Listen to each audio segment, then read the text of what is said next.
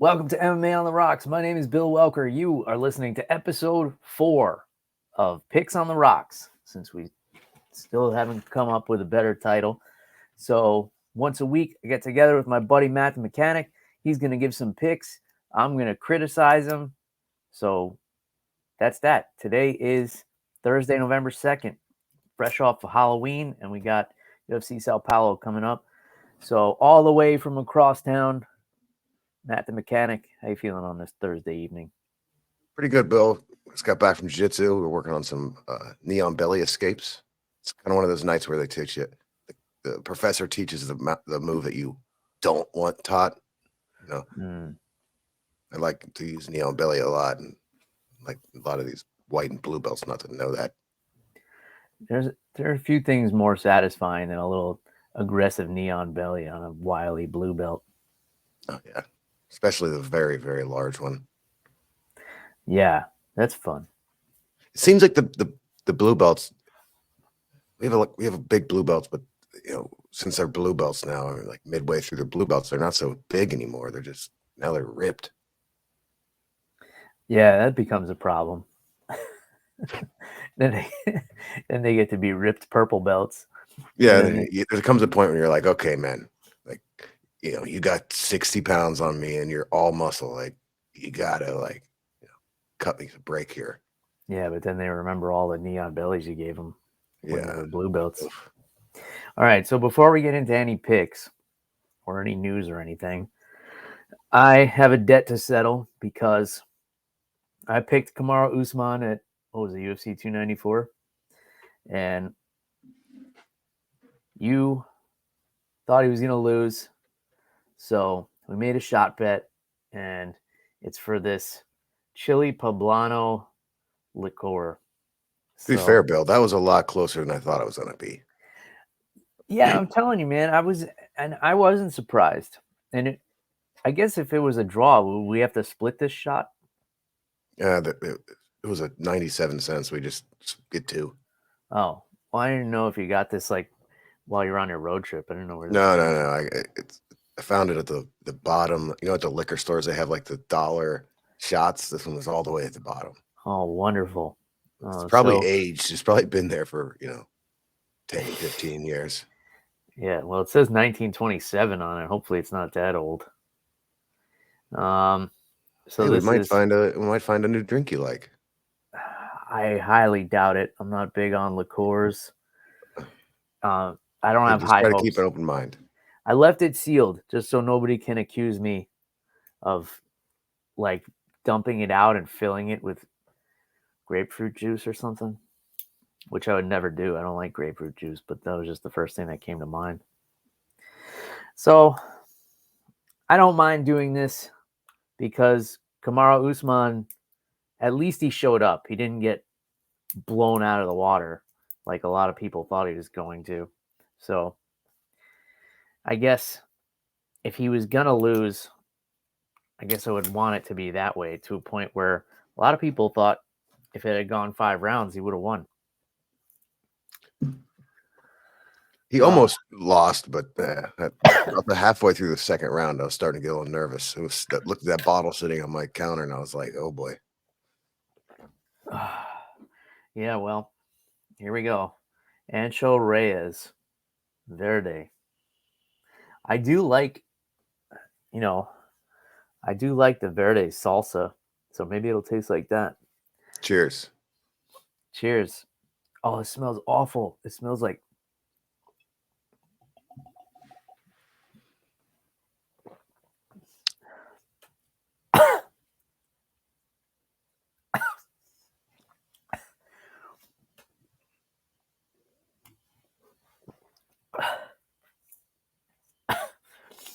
that's not good. While you collect your thoughts, there is something we need to address. You got your brown belt. Thanks. All right, I'm composed. It tastes like black licorice and cayenne pepper. But oh man, Oh, that is not good at all. It's just that the black licorice is just lingering. Maybe better. You know that cheese that they use that's like the white, like crumbly cheese. Maybe if you drop some of that in there Like a as a garnish, queso or fresco. roll the rim, and what is that? Cojita Oh, cheese? it doesn't have like it's not even close to what I was hoping. The like verde salsa kind of flavor. It's just like burning like burnt licorice. Yeah, I'm gonna be honest. I did try one. That's the second one. I couldn't resist. I had to try it. Didn't make it Oh, through it. Was very happy when I tasted it to know that you would have to do this on the show. oh, I'm glad. I'm glad my suffering can bring you such joy. Uh, well, thanks for the little sound effect and for the congratulations on my jiu-jitsu brown belt. Um, I'm not one to, I guess, acknowledge my own accomplishments, but I'm pretty proud of that one. It's been a long time, almost 13 years in the jiu-jitsu game, so I guess I Yeah, may well, as I well mean, stick with it. when I was a white belt, you were teaching class, so I mean, you're probably taking. It took 13 years because you switch. Not that you like to switch gyms, it just works out that way sometimes, and we all know when you switch gyms, it delays the process quite a bit. Yeah, you start over. My first, I think, 2 years of jiu-jitsu, I was at an MMA gym, and there was no belts. There was no ranking, so I was like 2 years into jiu-jitsu by the time I put on a gi, and plus I had however many years of wrestling before that. But yeah, I moved around a lot, and then COVID and some other things, and took some breaks and injuries. But here we are, And one plus, belt you're away. what is your Muay Thai rank? Don't you Well, you're working on that too? yeah, my next promotion would be the title of crew in So Muay Thai, which means instructor you're or dividing and conquering. master or something. I Yeah, I wouldn't want to guess. mess with you. But I'll you, pull guard and just that doesn't work well but but you gladly feed me this stuff. for sure. Oh, and you handed it to me right before I got my promotion too. Hey, I'm pretty glad that I didn't blow it. Like I was pretty sure I was gonna blow it by showing up. Like, oh, here we go. Well, I might as well celebrate and wash this black licorice Yeah. taste out of my mouth. So I'm gonna pour some Eagle Rare here. Oh, no, you didn't blow it, and I appreciate you showing up. So cheers again. Yeah, I know. I have to. It was a pretty far commute. Took quite a long time to get there. Yeah, would you walk? Yeah, we could. We've ridden bikes there. It was fun going. I usually go on Mondays, which is your nogi nights, and I didn't realize how many students you have. Oh I'm yeah, assuming a lot of in the gi. there was a lot. Well, a lot of people are training the nogi now. Thursdays are also nogi. Yeah, I'm gonna have to try and make it over there sometime. Yeah, so Especially since it's nogi. It's gi night at our school, and it's not my favorite thing. yeah, I now I got the only nights I can really go are Monday and Thursday. So now I got this brown belt. I can never wear it. Get you a rash guard. Just I gonna know sit you're in my garage. that's your style. Yeah, I should get a ranked rash guard. You're right. Um, all right, we got some other stuff to get into. I do want to get into the Ngannou Fury fight a little bit, but let's get these picks out of the way because All that's right, what let's go. This shouldn't take everybody's. long. All right, well, so the card is UFC Sao Paulo main event: Jailton Almeida and Derek Lewis. So where do you want to start? I want to start with the very first fight of the card. That is it's a it's a lightweight bout, but it's Cowan Hernandez, and Uh-huh. I'm not sure if I'm saying his first name right, but I'm going off of his one of his LFA fights. I went back and watched, and he's a plus 154 underdog, and he's fighting UFC vet Mark DeCaze To Casey. DeCasey at Yeah. minus 185. He's 16-7. And I picked this kid because I like to watch the LFA, and he is definitely one of their superstars. He's mean. he likes to just go after it. He kind of reminds me of Billy Q. Okay. Well, that's big praise. All right. Billy Q with more kick heavy. All right. So, all right. Yeah. His last 2 wins were knockouts by kicks. He's Brazilian, so he's got that going for him. So the crowd's going to be yelling at Casey, I hope you die, or whatever they say. Yeah, and I think he's the only Brazilian that's the underdog on the card. That is interesting. Okay. I'm not mad at that pick. It's a tight line. Let me before I give my blessing on this pick, let me see what Casey has done lately. All right, so he got submitted in his last fight by Joel Alvarez. He lost a decision to Michael Johnson. He's going into enemy territory. All right, I'm okay with this one. Well, the next 2 I'm going out there. All right, let's see. What do you got? So the next 2, I want you to pick one. I think I kind of want to win one of these damn things. So let's not get too crazy. But we're gonna go to the co-main event, welterweight Gabriel Bonfim. Yeah. 15-0 minus 485 versus Nicholas Dalby, 22-4. He's plus 455. Now, Bonfim is a bit of a superstar. His brother is actually fighting on the same card. Yeah. He's strangled all 3 of his UFC fights in the first round. Yeah. So now Dalby's on a 3-fight win streak. I don't think he can finish he never finishes the fight, but I just kind of put this up there because this kid never seems to make it, nobody seems to make it out of the initial onslaught of this guy. And this Dalby seems to be able to, weather the storm and make it to a decision. Yeah. So Dalby's never been finished. He's super durable. He's very awkward. He leaves a lot of openings. So you want to go with the underdog Dalby here? Well, I either want to go with the underdog Dalby or the main event we're going to talk about next. I only want to do one of them. Okay. This one, I don't know, man. Bonfim is just such a phenom. And with the Brazilian crowd, it's going to be tough. But, man, if they were giving him Nicholas Dalby to give him someone to steamroll in Brazil, they made a mistake because Dalby is a super durable guy. I mean, he's 38 years old, though. That's a tough one. I mean, if he beats, obviously, he's probably not going to finish him. He's got good jiu-jitsu, but I guess he would have to bank on Gabriel gassing out, which I guess could happen. He finishes everybody so quick. I just feel like he's going to be so fired up with the Brazilian crowd, and he is the better Bonfim brother. All right, let's talk about the main event and let's make a decision. So the main event is one of my favorite fighters, Derek Lewis versus J. Alton Almeida. Derek Lewis is a plus 370 dog, 27-11. But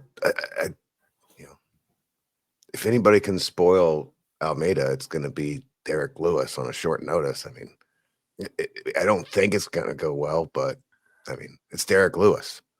I actually have some clips from Derek Lewis's media day on how he thinks this is going to go. Okay, let's hear it.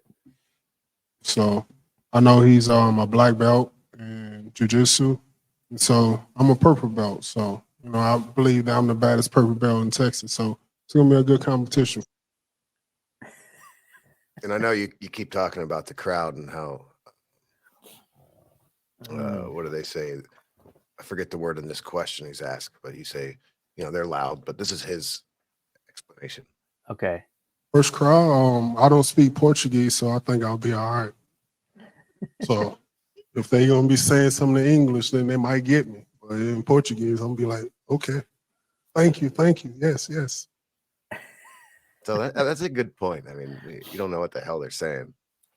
The problem I'm worried about is we're gonna get Derek Lewis on short notice. It was kind of like, I don't remember what fight this is from, but this is from a post fight interview. I need to sit my black ass down and do some more cardio. What you talking about right now? I ain't trying to fight for no title right now. So I wonder if that's, Derek Lewis is not known for having the best cardio. And Okay, so he beat a Brazilian in his last fight. Was that the flying knee against Marcos Rogério de Lima? who, Derek Lewis? Yeah. Yes. TKO punches. And before that, he lost 4 of his last 5. Yeah. But He's got the most knockouts. And he was submitted by Sergey Spivak. Okay, so here's the thing. I'm really high on Almeida. I think the guy's a monster. I think he has so much potential. I love watching him fight. Derek Lewis got submitted by Sergey Spivak. Spivak has better takedown ability than Almeida. Almeida is not, I mean, he's a competent wrestler, but he's more of a, if he shoots on Derek Lewis, he's going to get knocked out. We saw it with Curtis Blades. Derek Lewis typically does not have a whole lot of trouble with guys who don't have high level wrestling.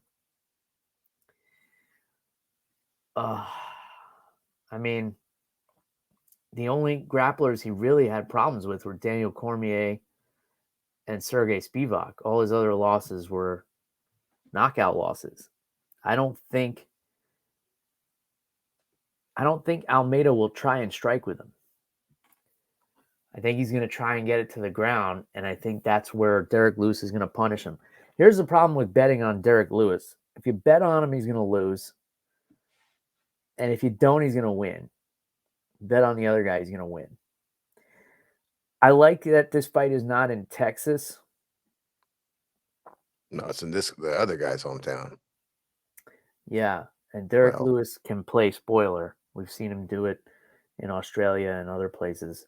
He seems to have the worst luck when he's fighting close to home. So which one do you think? I would think between Nicholas Dalby and Derek Lewis that Derek Lewis has more of a chance to win. All right, let's go with that. So that one, Lewis 10 pays $122. If we take Derek Lewis parlayed with Coway Fernandez? Yes. Okay. All right. Derek Lewis it is. My balls was hot. You were hoping I was going to pick him just for that, huh? Well, I was looking at a compilation of his best fight interviews, and I don't like the balls is hot because I think that's the most popular one, and it's not one of them. It's not the best. He's got so much good stuff. I actually brought my favorite. It's a post fight. Obviously, it hurt pretty bad. I mean, it was more of I'm just trying not to shit on myself, because I'm holding my gas in and trying to breathe at the same time. I just didn't want to shit in front of national TV. And there's another one I really like. I didn't bring it, but it's the. I've been saying it for a while. He's the post-fight GOAT. Yeah. I don't think anybody comes close. I mean, there's Chael Sonnen, Conor McGregor, Nate Diaz. They're all in the conversation, but I think it's got to be Derek Lewis. He's just by far. I mean, because he's not like the others were all like selling something or trying to get something, like Nate Diaz wanted to get the Conor McGregor. You're taking everything I work for, motherfucker. Conor's trying to sell his brand. Chael was trying to sell the next fight. Derek Lewis is just being a funny motherfucker. Yeah, I mean, I wonder how he sells pay-per-views because talking with casuals at work, you can they talk about all the big ones, and Derek Lewis is right in there. Oh, for sure. Yeah, I mean, he's active. He's fighting all the time. He's got the most knockouts, and he's funny. Like, what's not to like? There's some other interesting fights on here, though. Rodolfo Vieira and Armin Petrosian is an interesting one. Do you have all the odds in front of you? Yep. What are the odds for the other Bonfim brother against Vince Pichel? Pichel is a plus 380. See, that's an interesting one because Bonfim could gas out, and Vince Pichel is tough as fuck, and he's not going to gas out. That was on my list, and I deleted it. That's maybe not in the parlay, but that would be an interesting underdog bet. Vince Pichel, I wouldn't mind throwing a couple of shekels on that one. And then, what are the odds in the Vieira and Petrosian fight?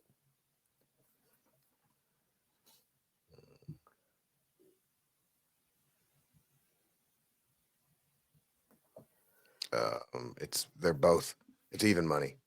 Minus Okay. 105, minus 115. I wouldn't touch that one then, because Vieira, he should be able to submit him, but he's a really blown up middleweight. He should probably be at 205. So I wouldn't touch that one. What about Rodrigo Nascimento and Dontel Mays? Dontel Mays is a plus 164 dog. Okay, that's interesting. Isn't he the one that injured John Jones? I don't know. I believe he was. Or he didn't injure him, but he was in the cage grappling with him. And that's a rematch too, because Nascimento has submitted Dontel Mays before. I don't think I would put money on Dontel though, so let's not touch that one either. All right.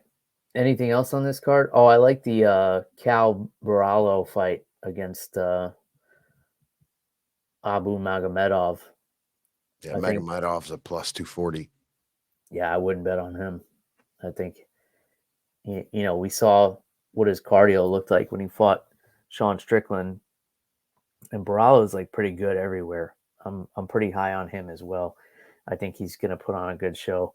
So if you're looking to do a parlay and put a favorite in there, I would probably mix him in. He would probably be, I would say, looking up and down this card, he would probably be my biggest lock. Who was that again? Cal Barallo, the guy with the neck tattoo. Oh, okay, but he's a favorite. Yeah, that's what I'm saying. Yeah, I'm saying if you want to throw a favorite into a parlay, talking to the people, both of them. All right. I mean, if you want to throw that in there, that'll give us another $40 if it pays out. No, throw him in there. Okay. Why not? All right.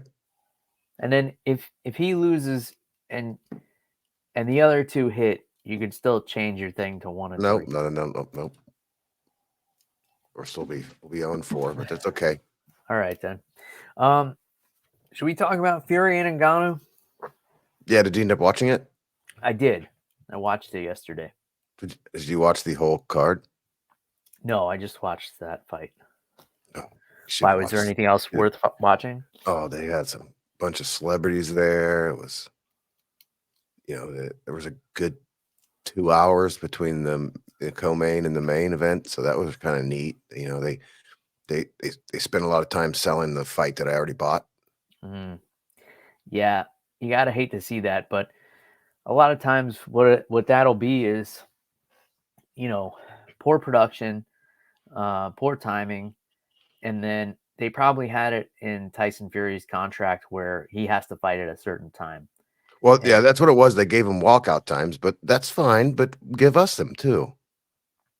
Yeah, so you can at least all right, there's another hour before this starts. I don't want to see. You had a movie I was trying to watch. I could have watched it between fights because this was a weird event that all the fights were outside except the main event, so they had to transition the thousands of people to the inside, and then they had Eminem and he had to give his opinion. They kept saying Kanye West was there, but they didn't have the balls to put him on camera. You know, they'd show Why? up. I don't know. Well, you know, I don't know what he'd do. Yeah, he's probably wearing his giant rain boots. I don't even. I mean, it was odd because they showed every other celebrity at least 25 times, but not him. Okay. But the Well, fight was great. I would argue that it could be one like Francis Ngannou's story in that moment, even though he lost, is one of the greatest, greatest moments in sports history, I think. I mean, if you which sport? take all sports, I mean, if you're going to make a movie about an athlete, that ending to that movie is pretty fantastic. Yeah, and it's not even the end. Well, I think it could be the end. That'd be like the end of Rocky 1. Yeah. So who do you think won the fight? I'm not a good person to ask. I mean, when I watched it back, I thought there was the knockdown, but I'm not even really sure of the rules of the judging rules. And, my takeaway was kind of that, I don't think anybody got robbed. So And I don't really understand there was a lot of time in that, the standing 10 count or whatever. I know that's the ref's discretion. And I know Francis probably didn't help himself by standing out there and like dancing around. I don't know if that affects the count any. oh yeah, you have to go to a neutral corner before the counting can start. Here's my thing with it. If you're looking at it as an MMA fan, which obviously I am, Francis won the fight. Like if this were a fight, Francis wins, which is a huge moral victory for him, but it's not a fight. It's a boxing match. Tyson Fury won the boxing match. I'll take that. I only scored rounds 3, 7, and 8 for Ngannou, which would and round 2 I could have also given to him. Round 2 was like a question mark. It was kind of a coin toss for me. So when a lot of people were upset about the one scorecard that was like 96 whatever for Tyson Fury, I scored it pretty close to that. If you're just scoring it point wise, like, yeah, there was the knockdown. Francis won that round 10-8. That's how boxing scoring works. Yeah, Tyson looked a lot more beat up afterwards.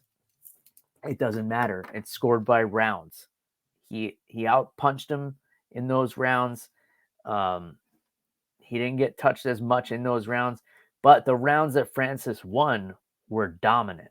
Like 7 and 8, they were dominant rounds for him. Obviously, the third round was a dominant round for him. He had the knockdown.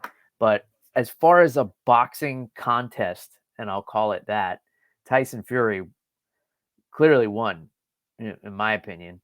But, as far as like if this was a real fight, Ngannou would have murdered him. Like there's not even like as soon as he knocked him down, he would have been on top of him, and that's it. That's the end of his life. That was another weird thing that the commentators were doing was that they kept talking about if it was an MMA fight. This is before the fight actually started, but they kept acting like Tyson would have a chance. It'd be much closer in MMA than it would be boxing. And I'm thinking, and then who was the guy? He's the guy you really respect. He was on the table for it. I think he's an ESPN guy. He's the guy that you pay. If he tweets it, it's true. Is it Brett Akamoto?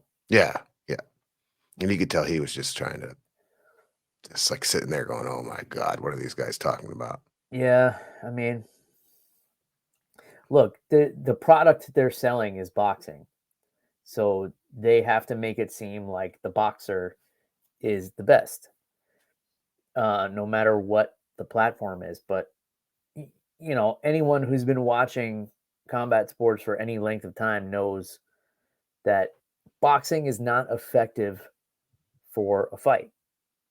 If you take a boxer and put him against pretty much anybody else, put him against a Muay Thai kickboxer, 3 leg kicks and that guy can't walk anymore. And it doesn't matter how hard he can punch.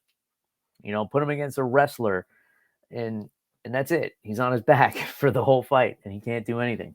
So that's why I say, like, as far as the fight goes, Francis is the winner. And I could see why a lot of people were saying we're upset with the decision because Francis beat the fuck out of him. But Tyson, according to the rules that they were competing under, Tyson Fury was the clear winner, in my opinion. Yeah. But Francis, he won too. He shocked the world. Yeah. I mean, I have to say this too. I owe him an apology because when he left the UFC, I was one of the biggest critics. I was saying he's making a huge mistake. He's never going to get a fight with Tyson Fury. And even if he does, it's not going to be competitive. I mean, look, he beat the fuck out of the guy. He got the fight, which is the biggest victory. And then he beat the fuck out of him. He's going to be ranked top 10 in the world in boxing after walking away from the MMA championship. His manager did a good job. He needs to make sure. If you're looking for a manager, I'd look towards that guy. Yeah, his manager and his trainers. I mean, Eric Nixick and Dewey Cooper. They had a great game plan. I mean, he looked good. He was patient in there. He wasn't just like throwing big bombs. Even when he knocked him down, it was a nice counter check hook to counter that 1-2 that Fury was leaning into. Now, I'll say this as well. That's the worst I've ever seen Tyson Fury look. He was heavy too. He was way out of shape. He weighed in, what did he weigh in? 272? Yeah, it was like 20 pounds heavier. He was not moving the way we're used to seeing Tyson Fury move. And look, he probably underestimated him. He probably thought, like, I'm just going to dance around this guy for 10 rounds and that'll be the end of it. But so who do you think the PFL's going to throw in there to do this MMA fight that's supposedly happening in May or March? Honestly, if I'm the PFL, I'm going to forget about Francis doing MMA and I'm going to try and co-promote his next boxing fight. Yeah, that's a good idea. I would take Deontay Wilder. That would be amazing. So I would take that contract, that MMA contract they signed with him where he has to fight within a year and a half, whatever it is, in MMA. And I would leverage that and say, like, look, we can forget about this, but we have to co-promote your next boxing match. And that could be interesting. And they kind of do it like with the MMA, one. I really enjoy the one setup where you get to watch it, like Friday night, the co-main's a Rollatolo brother grappling match, and then you get a kickboxing main event, or I think it's Muay Thai actually, but yeah, and they could do it. I mean, they could get him. I mean, after watching this fight, I think Ngannou would demolish Anthony Joshua, because that's a guy who I believe was protected throughout his career, and kept away from the dangerous fights. But yeah, the Wilder fight, that's the one. That's the one to see. And like it kind of devalued the boxing stuff because who really wants to see Tyson Fury and Alexander Usyk now? After they announced that fight was happening, they've actually took that card away. I don't blame them, because who would want to watch that now after they saw Tyson Fury get the shit beat out of him by Francis Ngannou and sneak away with a decision win? Now you're going to say, like, oh, this is the world champion. Now we're going to build this guy as a world champion fighter. I think if you're Tyson Fury, you got to get in shape, get the rematch, and like put the real Tyson Fury in there against Ngannou and redeem yourself, because nothing else is going to look good after that. Because, the whole internet is talking about how Fury lost. And he lost on one judge's scorecard, which is crazy for boxing. Yeah. But for everybody who's saying like it's corrupt and this and that, like, look, they judged it as a boxing match. They didn't judge it as a fight. It doesn't go by damage. It doesn't go by, who would have won in a real fight. It goes by per round who outpointed the other. And that's all. Let's be real. Boxing is corrupt, but this wasn't a robbery. Correct. Yes. Hey, did you see the not the pivot, but you see the disclosures of the payouts that came today? No. So the UFC had to disclose a lot of their big payouts. Okay. And there's a lot of them in there, but I'm just gonna do a couple quick ones. Conor McGregor won. Conor versus Nate won. Okay. It was disclosed that McGregor made 1 and Diaz made 5 or 500. What do you think it is?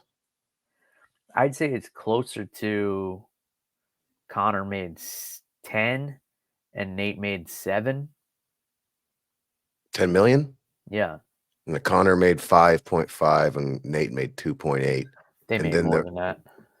And then their rematch was 5.6 and 4.3. So they made more than that on both of those. So the disclosed pay isn't necessarily everything they got. That's Well, the just, disclosed pay was $1 million, yeah. but the actual pay they're saying is 5.5. Yeah. And that's not including. Well, this actually says it includes everything. Sponsors and everything. Well, no, not sponsors. The payout from the UFC. Okay. And then it's got, you have to look it up. It's got, Ronda Rousey, John Jones, George St. Pierre, BJ Penn on there, CM Punk. Yeah. CM Punk made $1 million. Yeah. And there's something with like the taxes or something, because depending like what jurisdiction they're in, the UFC will kind of skirt around those things. So they'll put in the contract, you're getting paid X amount. And then outside of that jurisdiction, you'll get another payment where you won't get taxed as hard.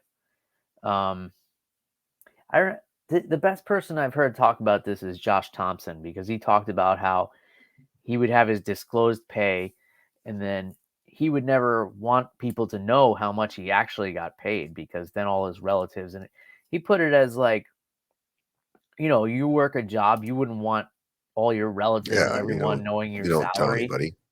Yeah, Especially if you're making millions and you're coming from a family that doesn't make millions, you wouldn't want, right. hey, Josh just made $4 million. Let's go hit his ass up.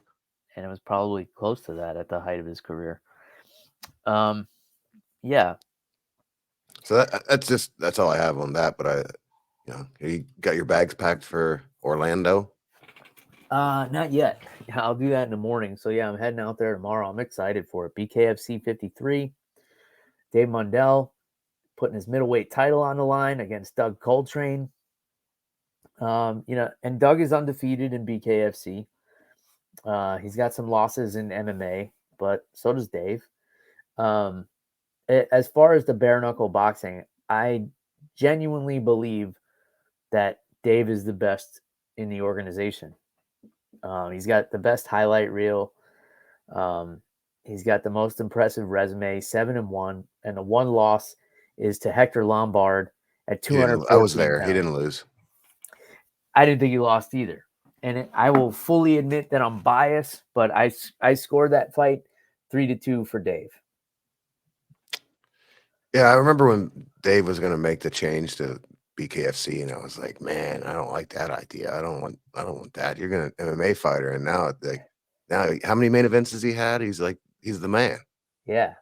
And in a sport where the biggest criticism is like the damage that you take, like you're in your face. I mean, I've seen him take some damage, but he does well.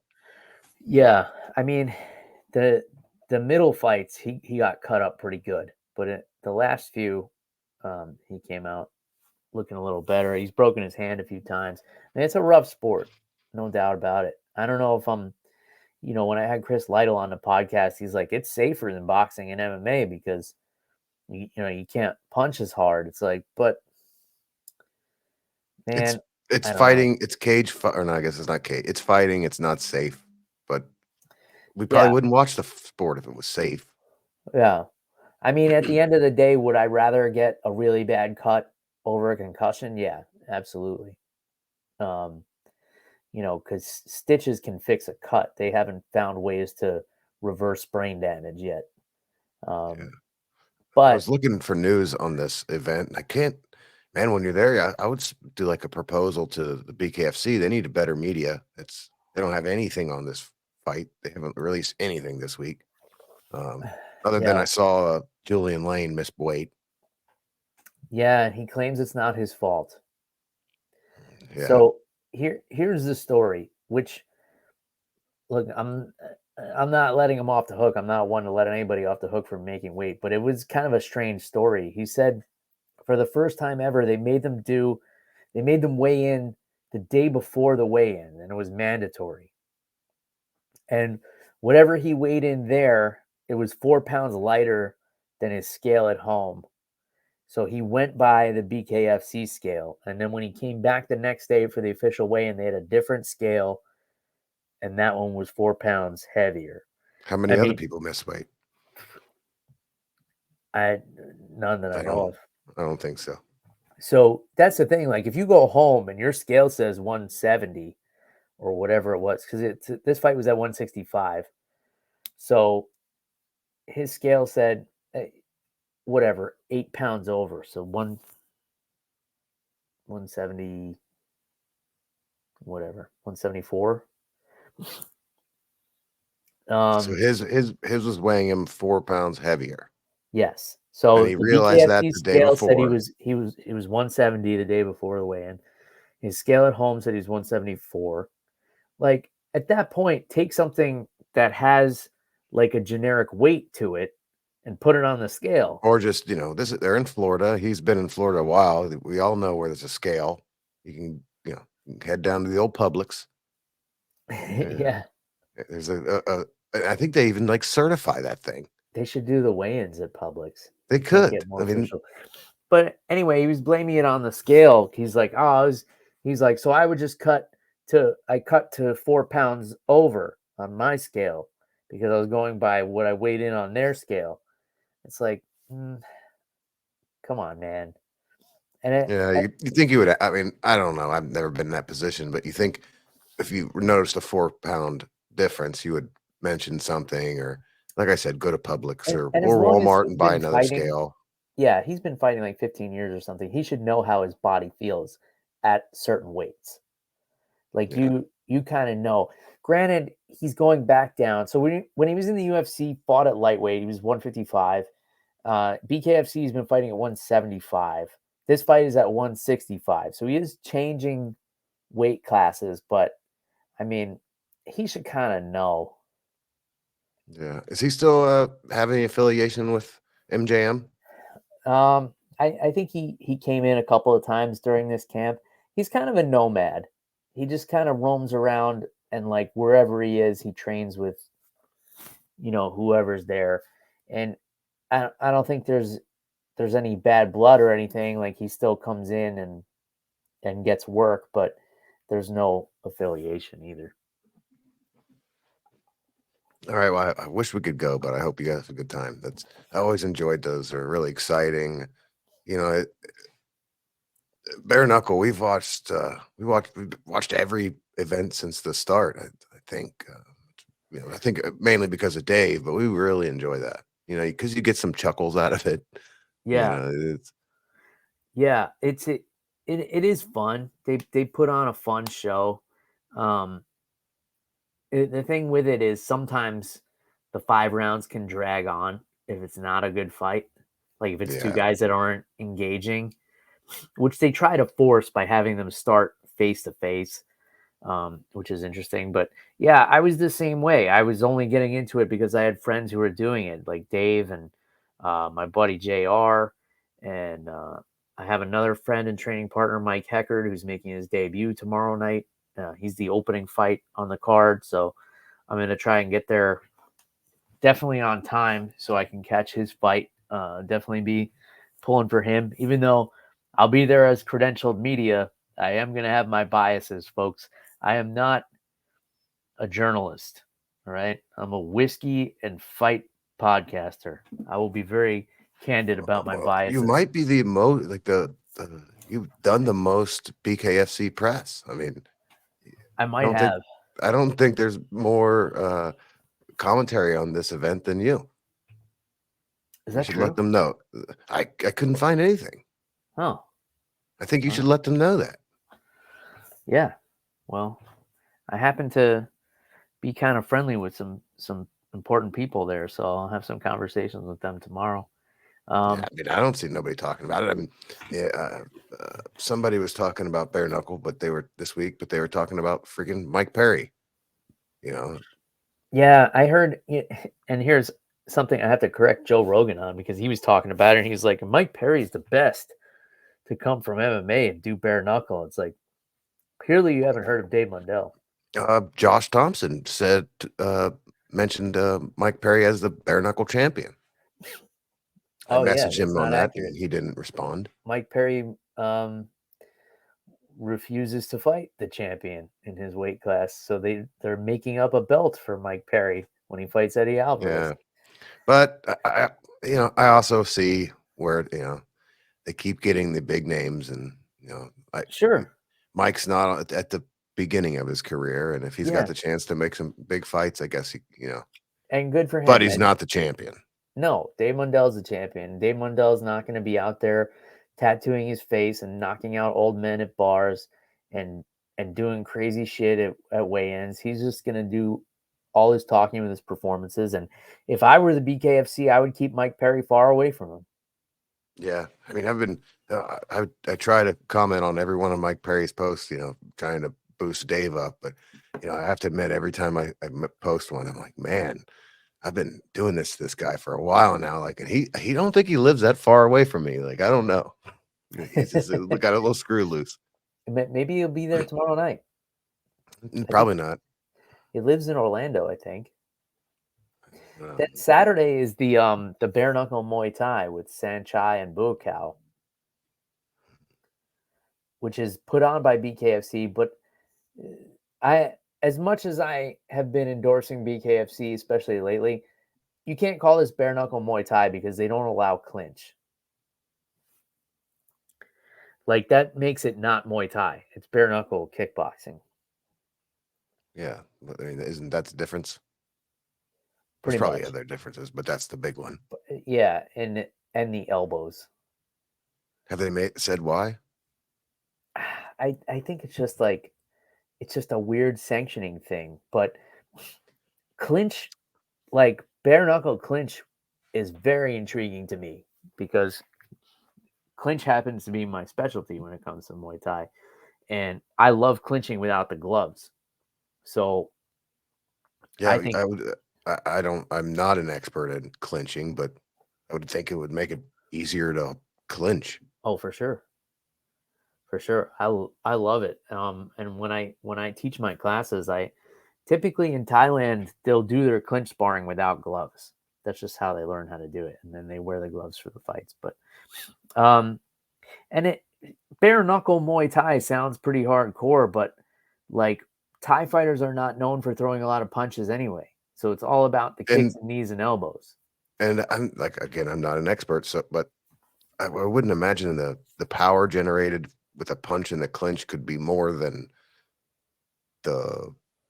at distance.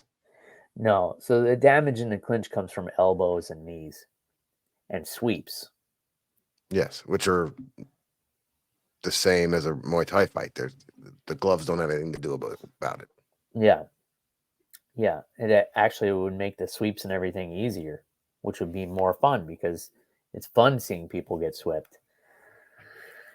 But c'est la vie. I'm not in charge. So, and then I'm also going, so it happens, I'm staying in a hotel right next to the Orange County Convention Center where BKFC 53 is going to be. The next day in that same convention center You're is going to Epcot. No, for once. If I was bringing the family with me, I probably would have wound up there. Maybe Animal Kingdom. No, they're doing the ADCC tournament. Oh, you're gonna go to that? I am thinking about it because my do it. buddy Bobby from the gym is competing. So if his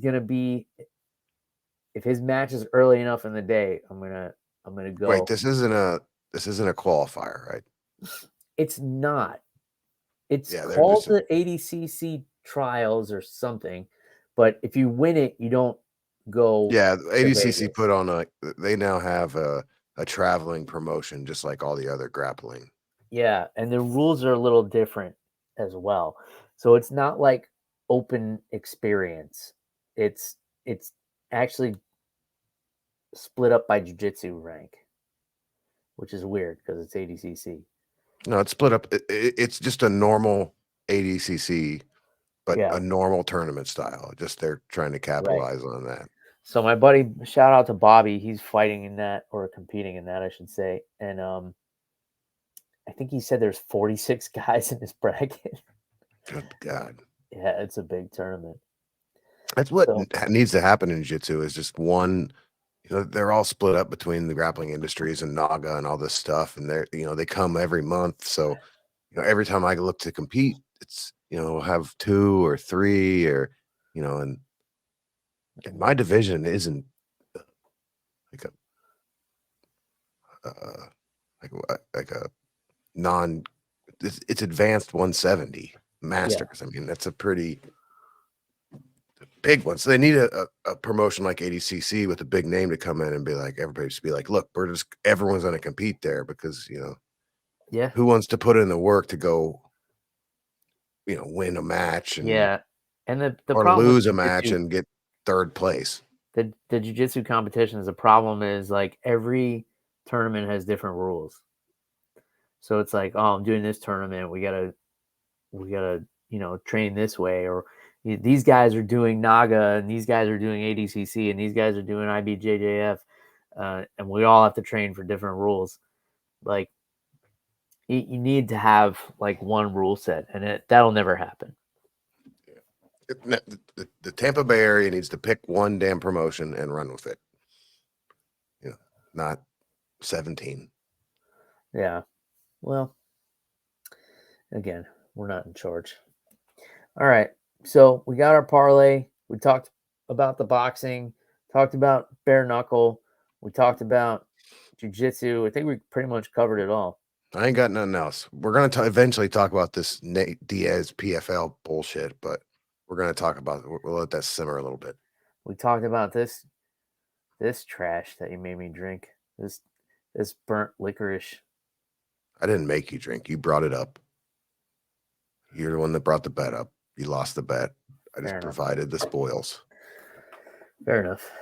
I bought it for you too. I mean, come on. All right. Well, I owe you 97 cents then. I'll have to check. It might have been 87, but all right. Well, there's tax. Yes. All right. All right, Anything Bill. else you want to get off your chest? Nope. Hopefully we got one this week. If not, we'll be back next week with another attempt. Yeah, we'll keep trying until we We're make just gonna that. keep trying eventually. But these are paying out 140, so we can drop some, and we hit one on like the 11th week. We're still gonna be up money. So there you go. That's one way to look at it. All right. MMA on the Rocks merchandise. You know where to get it. Links are in the somewhere. All right. Till next time. Cheers, everybody. Bye.